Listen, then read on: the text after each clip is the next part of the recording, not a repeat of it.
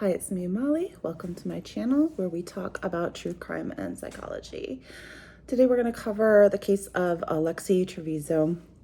It's very much still in the news, so if you've seen any of the hospital footage or the police cam footage, it's super compelling stuff. It's a lot of fun to watch. I mean, not fun, but you know what I mean. So Alexee is a typical high school senior in a small town in New Mexico. She's on the cheerleading team. They make a big deal about her being on the cheerleading team. It's very much like, but I'm a cheerleader. Like, as if that's some sort of mitigating factor. I don't know why that's always like a big deal.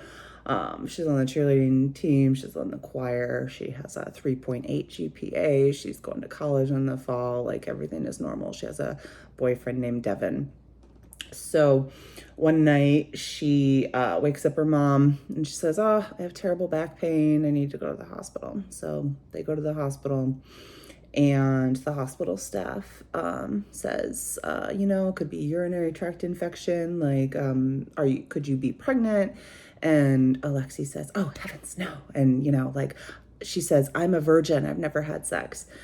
Her mom says, "Oh, heavens, no." No. She's 19, by the way, which will, so she's an adult, which is important to know for later. So they're like, "Okay, well, we're going to go ahead and test your urine anyway." Which is pretty much protocol because, like, if they're giving any medications, they need to know whether mom might be pregnant, and they're testing the blood for urinary tract and different stuff like that anyway. So she's admitted.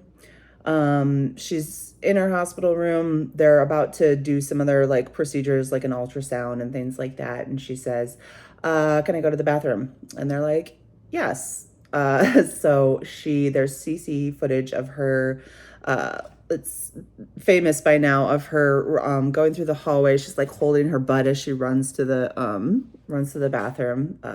Babies don't come out of your butt. So she's in the bathroom. Mom is like shortly behind her, this sort of helicopter mom, like, "Alexee, what are you doing?" And she's all, "Nothing." And so they give her a few minutes. Mom comes back again. "Alexee, what are you doing?" "Nothing." After 10 minutes or so, the hospital staff is concerned, she could be having a miscarriage in the bathroom. She could be self-harming in the bathroom. At this point, hospital staff knows that she's pregnant, and that she's lied to her mother about it, that she said that she's a virgin. So things aren't going awesomely for Alexee. So this was a valid concern. So, after 10 minutes or so, they get the key to the bathroom, and they're all like, "You got to come out." And so at that point, she comes out all calmly. Orderly looks at this like horror show in the bathroom of just like blood on the walls, on the floor, on they said like blood spatter, like just like nasty scene. And they're like, "What happened?" She's like, "I had my period." They're like, "Okay, bitch, you're pregnant. You didn't have your period." So they call the housekeeping. They're like, "Clean up on aisle 4." And housekeeping comes in, is cleaning the bathroom. She goes to change the garbage, and at first it looks normal because Alexee put sort of like a clean liner on top of the scene. And as they're pulling out the garbage, it's heavy, and there's a fucking baby in the trash. Spoiler. It's not a spoiler. I just told you. So it's horrible. Call the charge nurse. It's like, any signs of life. The baby is dead. There's no saving the baby.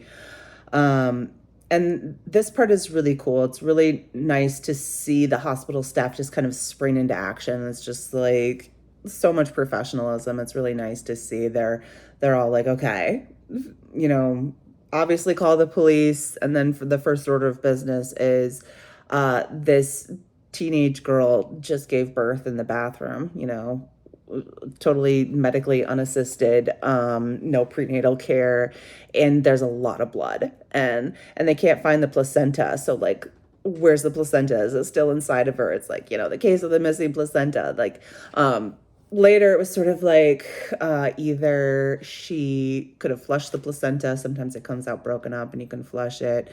Maybe she ate it like cats do in the wild. Probably not. Or I don't know, it's just like mixed in with the blood. But they made a big deal about where's the placenta for a while. So I don't know. I just thought I had that detail. But so the police show up, police cam footage. It's like, okay, first order of business, this girl gave birth. She lost a lot of blood. She needs to be airlifted to another hospital so that they can do a DNC, which is when they scoop out all the dead baby stuff out of you. And you know, we have to make sure that she's safe. Second order of business, you know, case of the dead baby. So there's footage of the doctor sort of breaking the news. It's like, congratulations, it's a dead boy. And it's all like, mom is like, and Alexee's like, like, oh, we didn't know I was pregnant.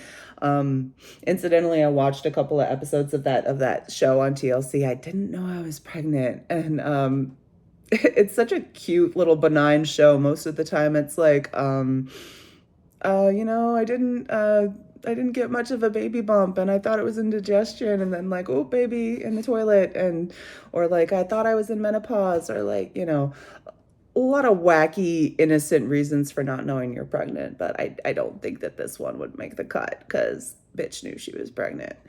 So anyway, they're all, oh, we can't believe it. And then Alexee's mom is like, Alexee, I told you, like, no dead babies in the bathroom. What is this, you know? And Alexee's all, it wasn't crying. It wasn't nothing. I didn't know what to do. It wasn't crying. And so the mom says, how big was it, you know? And the nurse is like, full term, like 9 months, you know? And they're all like, like, no one can believe it. So, and then, you know, from there, like, there's some footage of them talking to moms in the waiting room, this dipshit boyfriends in the waiting room. And they're like, so Devin, you're the father, right? And they're all like, oh, of course he's the father. And it's like, yeah, because you know everything, right? Because like your daughter's totally 100 with you. So obviously, oh my gosh. Before that, the doctor at first was talking to the mother and was like, will you give permission for her to be airlifted to the next hospital? And they have to remind the doctor that she's 19. Why is she a 19-year-old senior? Like, that's too old to be a high school senior. I mean, did she get held back? Nobody answers that question. But anyway, when they remind everybody that she's 19 and she can make her own decision, mom says, but she's still in school. And that's an important clue, because we're gonna see mom sort of like controlling, helicopter parenting, infantilizing her daughter, like keeping her daughter small and childlike and void of decision and responsibility. Like, this is going to be a major theme throughout this story. So long story short, she's detained. She's not under arrest, or they say she's not under arrest. She's detained. What's the difference? But so they, you know, take her to the next hospital, and that's really it until they can do an autopsy. Like, they can't charge her for a crime until it's sort of apparent that she may have killed the baby, and her like sort of stillborn story is bunk, right? So nothing happens for a couple of months. She goes back to school. There's this infamous picture of her at prom, you know. They let her graduate, but she doesn't walk because like it's starting to build up all this controversy. But so anyway, it's been a couple of months and nothing happens. And then, so the autopsy comes back and it's death by asphyxiation in an enclosed place. And like the baby was like capable of sustaining life outside of the womb. So full term, air in the lungs, you know, I don't know how ironclad the autopsy is, but it's not looking good, you know. I'm sure that they can poke holes in that, you know, maybe like air in the lungs from attempted CPR later and stuff like that. But it's enough to arrest her for first-degree murder. So the next part of sort of intriguing body cam footage is when they go to their house to issue the arrest warrant. So it's all, you know, police here to arrest your shithead daughter, and mom's at the door, and she's like, "What is she under arrest for?" And they're like, "Bring her to the door. We don't have to tell you. She's over 18. Like, we'll tell her when we tell you." And mom's all like, "Now you have to tell me." And they're like, "No, we don't." And they're like, "Yes, you do." Oh, and she's just like being a total bitch. So eventually they're just like, "Fine. Yeah. I mean, first degree murder, tampering with evidence." And mom's reaction is classic when she first degree murder, whatever. And then she's just like, "Tampering with evidence at the hospital?" Like tampering with evidence is a bridge too far. It's like, yeah, tampering with evidence. Like when your daughter gnawed through the umbilical cord with her bare hands or teeth and then like blood spatter across the wall. Yeah, she tampered with evidence, bitch. So the police are being so polite. They're just like, "Yeah, ma'am, like we'll answer all your questions, but you know, right now we need to take your daughter in for the first degree murder that she committed a few months ago and that you somehow foolishly thought you were going to get away with." When Alexee comes to the door, they ask her for the last four of her social, and her mom says she don't even know it. Which I thought was very telling in the sense that she's answering for her daughter, saying she doesn't know her social security number. And it's like, whether that's true or not, it seems like a deliberate sort of, I'm trying to keep my daughter as idiotic as possible so that I can continue to exert control over her. And like, I like to have control over all situations. They're like, "Alexee, do you know your birth date?" She's like, "Yeah, I know my birth date." She's wearing really cute jeans, by the way. I'd like to know where she got those jeans. They were super cute. But so then anyway, you know, they take her to jail. She's got $100,000 bond. And I mean, that's the end of the story. Now we wait. So they, you know, she posted bail. She's at home now. I don't know if she's going to college in the fall, but so I mean, what makes this story a story is instead of sort of being contrite and being like, "Oh gosh, like what have we done?" You know, mom's reaction, first of all, when she's on the porch and they don't immediately tell her what the warrant is for, she gets all like, "Miscarriage of justice," you know. She's like, "You better believe I'm gonna sue the police department and the hospital."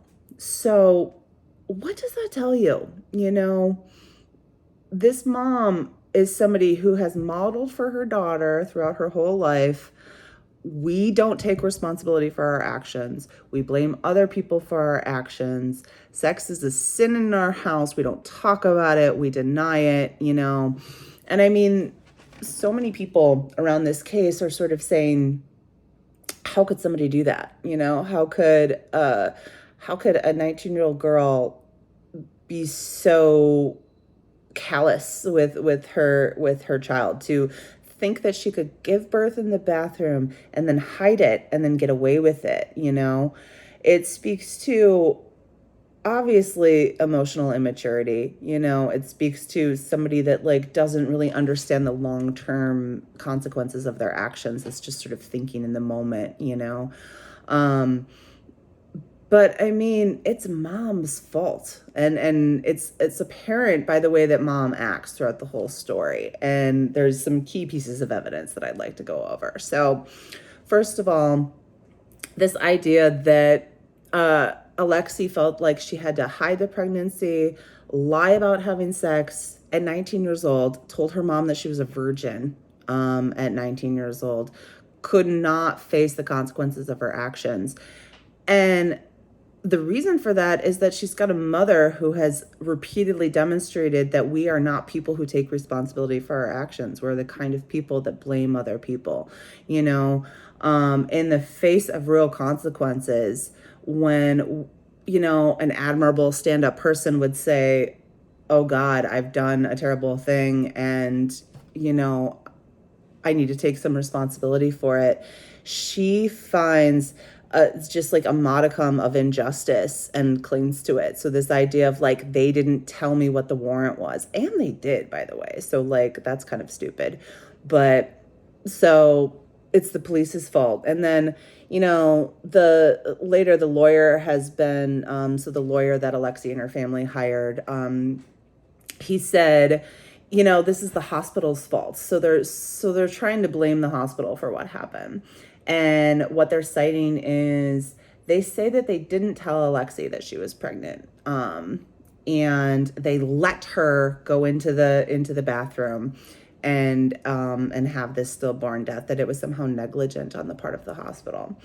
Here's what I would say to that. So they interviewed several people at the hospital staff, and it's unclear on whether or not the hospital staff had a chance to tell mom and daughter that she was pregnant before she went into the hospital bed.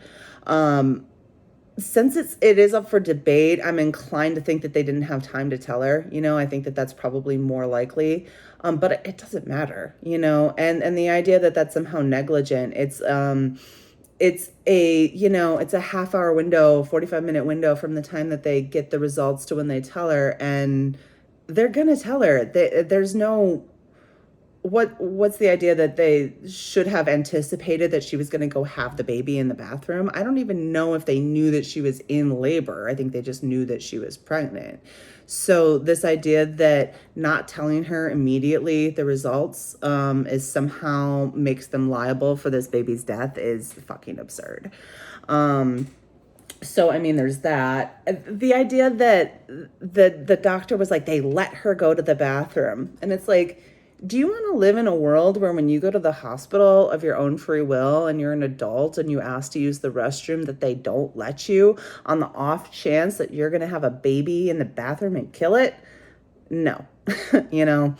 And, you know, they're obviously saying that the baby was born dead. The autopsy contradicts that. I mean, it's possible, you know, it's possible. She didn't have any prenatal care. She probably drank Mountain Dew the whole fucking time. You know, she's a piece of shit. But, you know, air in the lungs, you know. Mom, so she's 19. She's still in school. I want to be making all the decisions for her.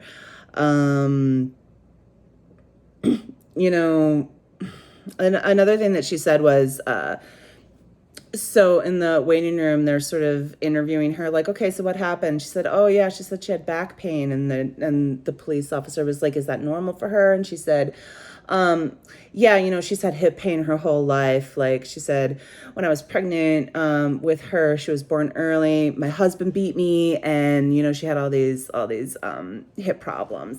And not that there's anything like, I'm not blaming the victim that she was beaten, but she like within 30 seconds, she takes the opportunity to sort of like identify herself as a victim, you know? So that's sort of a pattern of behavior. She's like, nothing is my fault. I was beaten. She was born late. Like, I didn't know. And okay. And here's the other big point of contention. Did Alexee know that she was pregnant? Yes, of course she knew she was pregnant. Number one, there's photos of her baby bump while she's doing cheerleading shit. It's like, it's plain as day. Like, it's obvious that she sort of binded her stomach and she's trying to hide it the best that she can. But like, it's not subtle, you know. When I watched this stupid show, I didn't know I was pregnant. A lot of times, like, for whatever reason, like anatomically, like the baby isn't showing as much, or like maybe they gain weight overall and things like that. So like, it's possible to sort of not see it, but that is not the case with Alexee. She looked pregnant. She didn't look super pregnant, but she looked pregnant enough. Secondly, are we really supposed to believe that this mom that is like all up in her business, that is following her to the bathroom, doesn't notice these changes in her daughter's body? You know, Honestly, it doesn't matter whether or not her mom knew. It just sort of speaks to the subterfuge that they're both lying their asses off, right?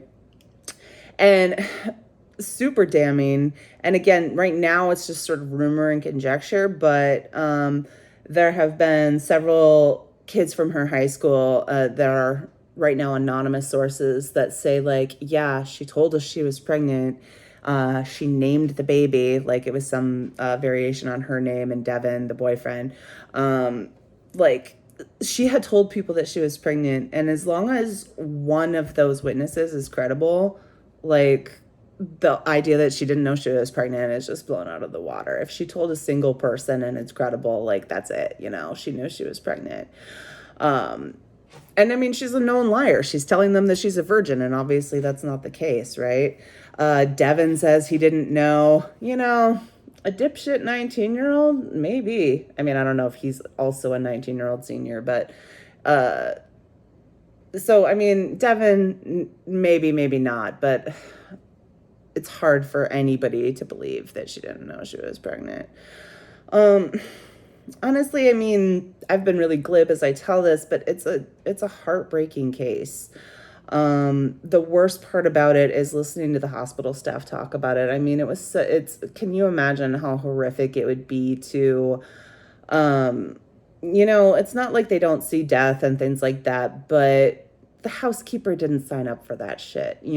She didn't go to work today and say, "Ooh, I want to find a dead baby in the garbage."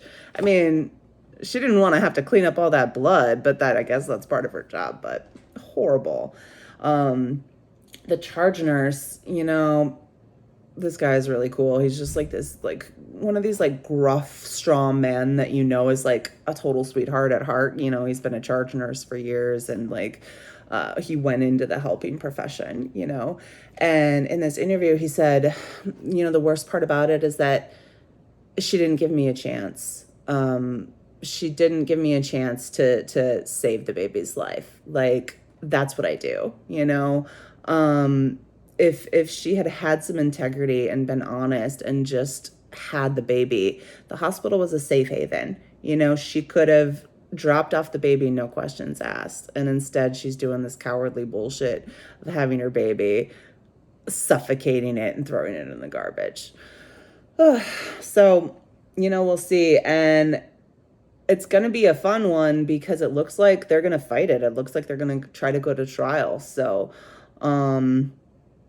we'll see how the case unfolds. I have some sympathy for her. She clearly was terrified of mom, and she didn't have the emotional maturity to know what to do.